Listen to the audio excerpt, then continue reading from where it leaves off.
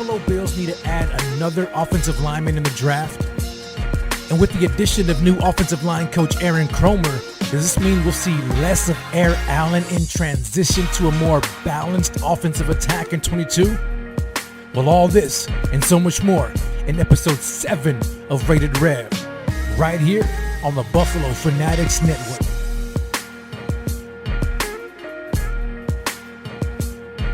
To all of Bills Mafia and the Buffalo Fanatics around the world, you already know what to do.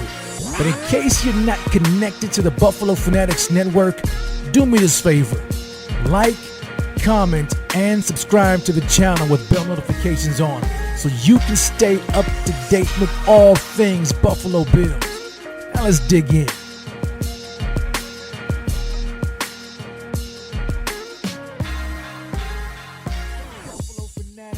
Grace and peace to you, my brothers and sisters. In case you don't know me by now, I am the Rev, and you are tuned in to another episode of Rated Rev, brought to you by the Buffalo Fanatics Network.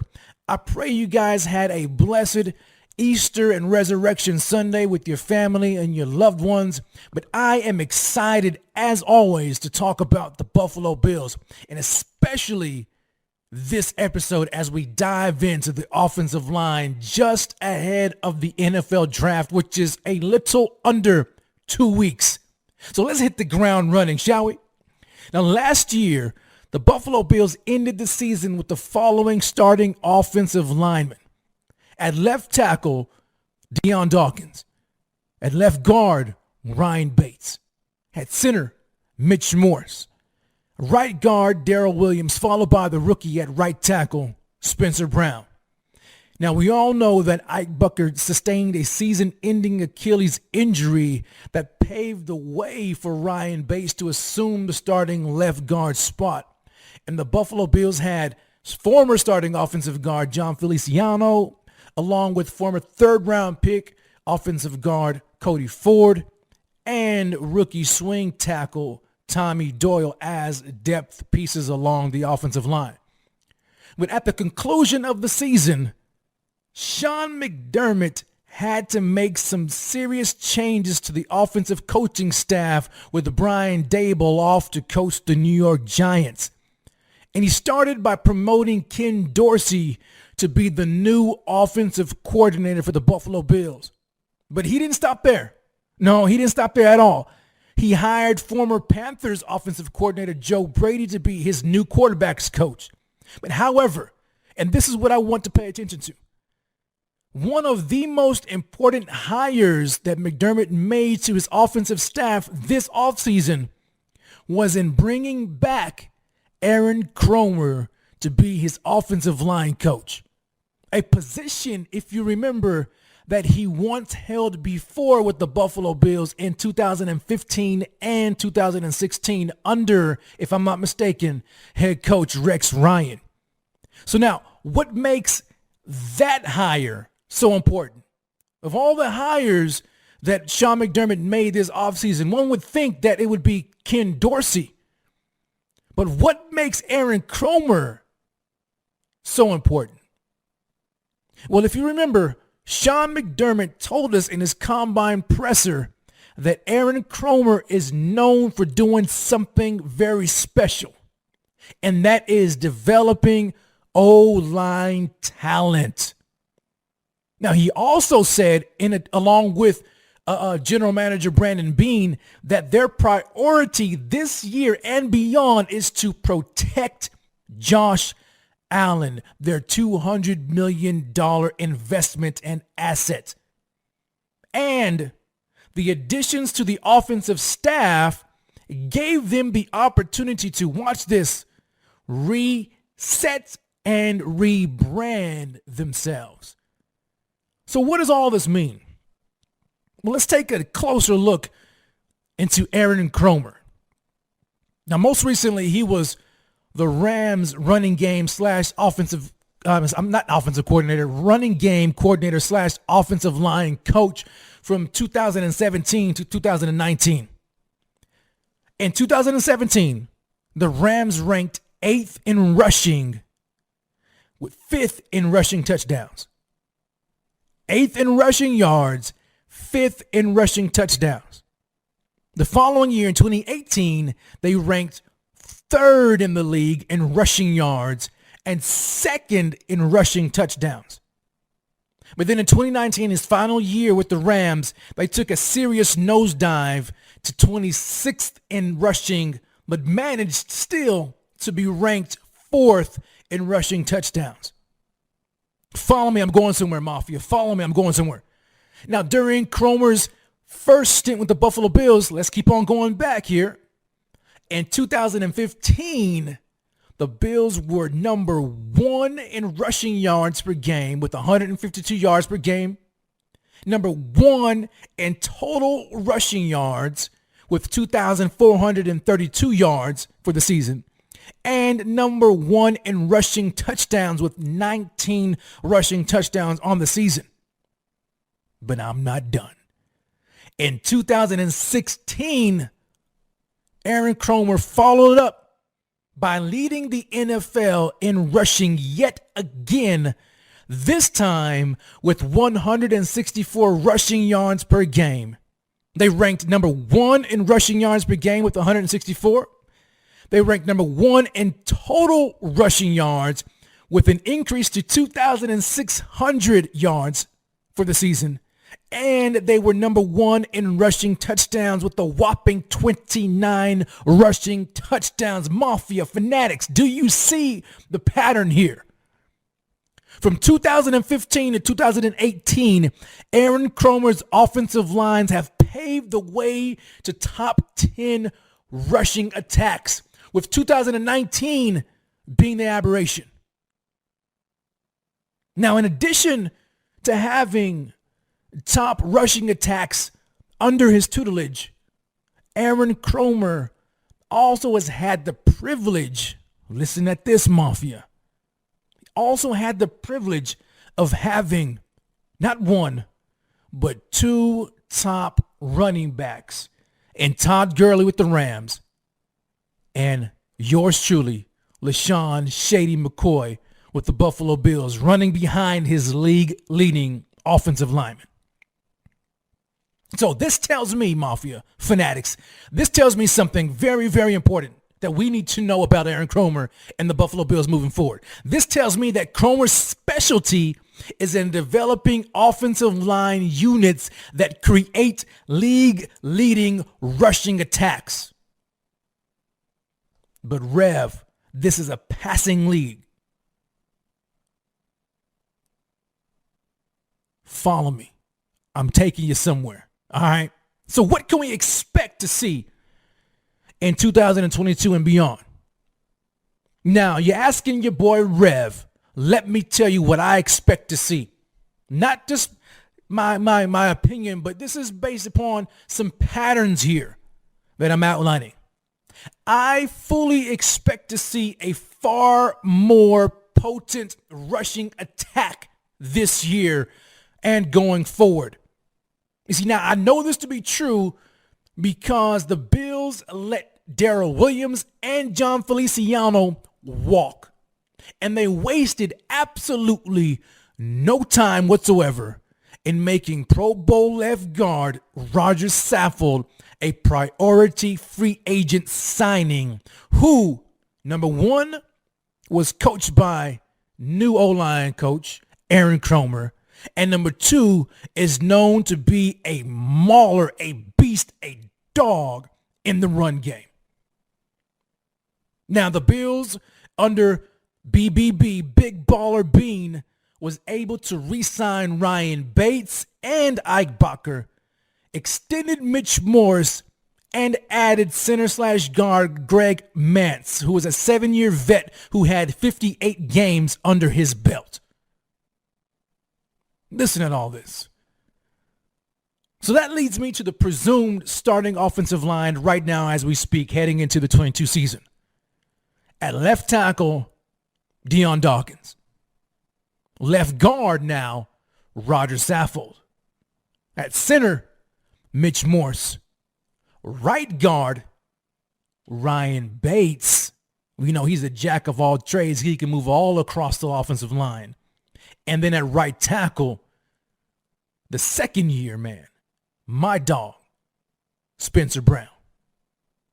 Now, for depth, the Bills have offensive guard Cody Ford, swing tackle Tommy Doyle, and the newly added center/guard in Greg Mance. So here's my question to you, Mafia fanatics. Here's my question.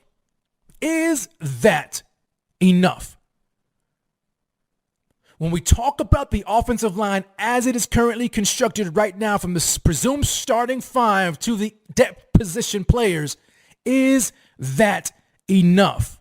Let me know how you feel about it in the comment section. Is it enough?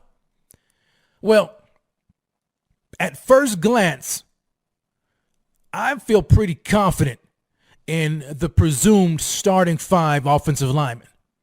But I still believe that the Buffalo Bills should look to add another offensive lineman at some point in the draft, whether it be early, middle rounds, or late. They should add somebody at some point in the draft. Because think about this. Roger Saffold at 34 only signed a one-year deal, which would presumably leave another hole at left guard in 2023. Now, Cody Ford also will be a free agent at the end of the season, so we can't assume that he's just going to turn it around this year and be with us for the foreseeable future. Even though I believe that Aaron Kromer is going to do everything he can to try to develop Cody Ford this year, we can't assume that he's going to step into that left guard position, that left guard vacancy that will be, left open by Roger Saffold at the end of this year. So I think that the Buffalo Bills, led by Brandon Beane, who, oh, by the way, is the best general manager in the NFL, bar none, will ultimately draft a developmental offensive lineman, watch this, to be an Aaron Kromer disciple that will hopefully be ready to assume the starting role in 2023. Now, as Aaron Kromer's disciple, this means that this offensive lineman will be an athletic mauler, likely in the mode of Roger Saffold and even Richie Incognito, for those of you who probably don't know, or maybe you do know and remember Richie Incognito, Pro Bowl guard for the Buffalo Bills under Aaron Kromer in 2015 and 2016. So now, if you look at the Aaron Kromer archetype, Roger Saffold is 6'5", 325 pounds, and Incognito was 6'3", 320 pounds. If you keep on looking at their measurables, Roger Saffold ran a 5'2", 140. He had just under 34-inch arms. He ran a 1.80, 10-yard split and put up 27 reps in the bench. Do you see that profile there? Incognito at 6'3", 320 ran a 4'9", 240, just under 33-inch arms, ran a 1.75 10-yard split and put up 29 on the bench.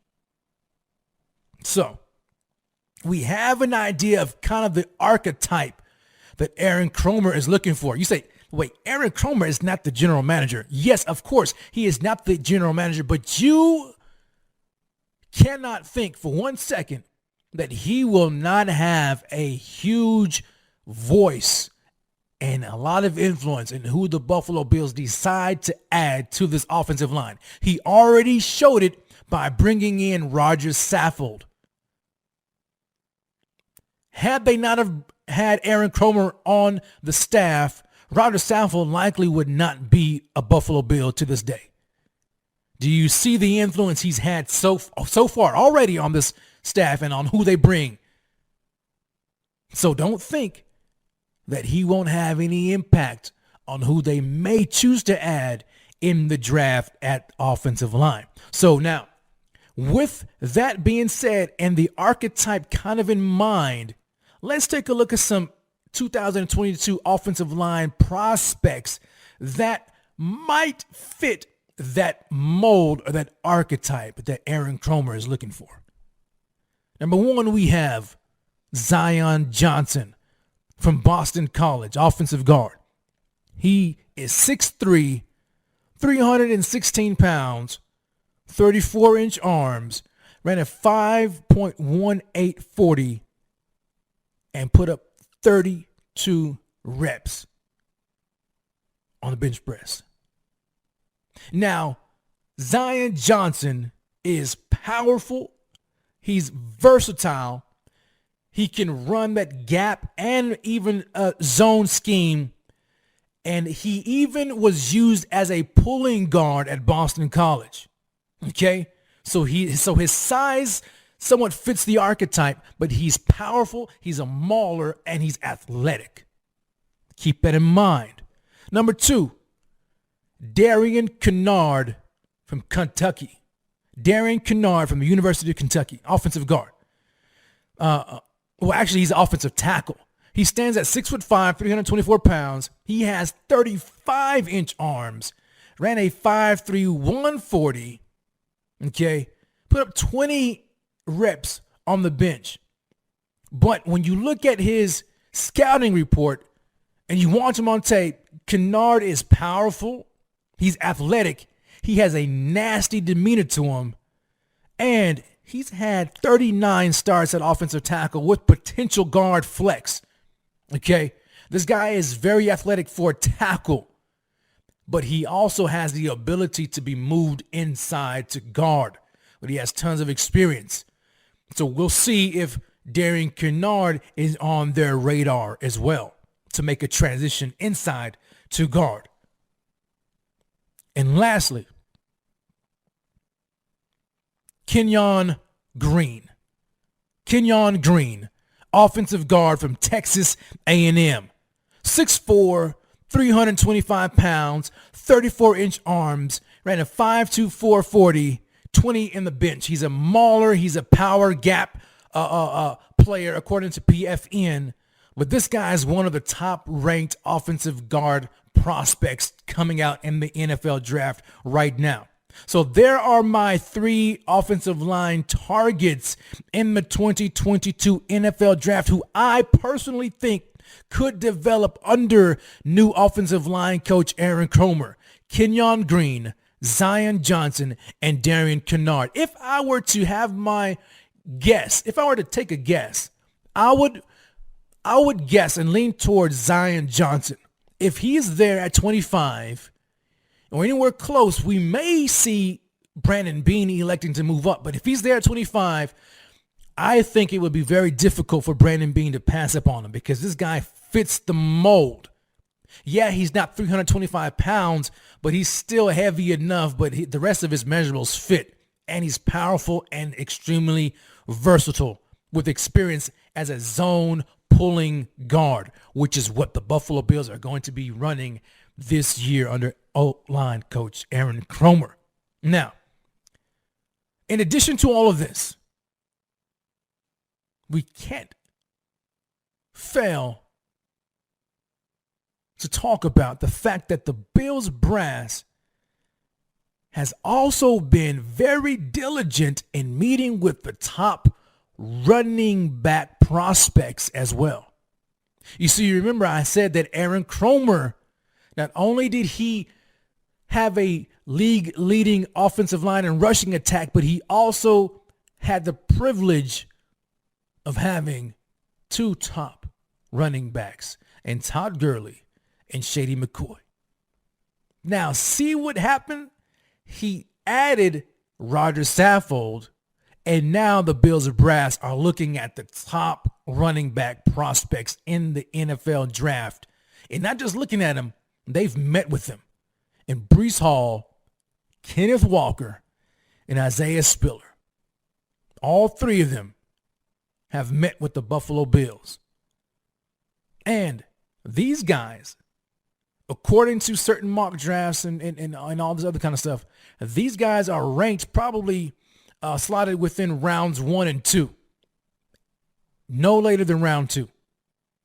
So, Could this mean that the Buffalo Bills will look to rely less on Josh Allen to do it all and lean more on the running game in an effort to bring more balance to the offense? Well, with the addition of Aaron Cromer, Roger Saffold, and oh, by the way, O.J. Howard at tight end to bring in this 12 personnel formations, and pre-draft meetings with the top running back prospects, as I mentioned, slated to go in rounds 1 through 2, I would say, Rev would say, that the answer is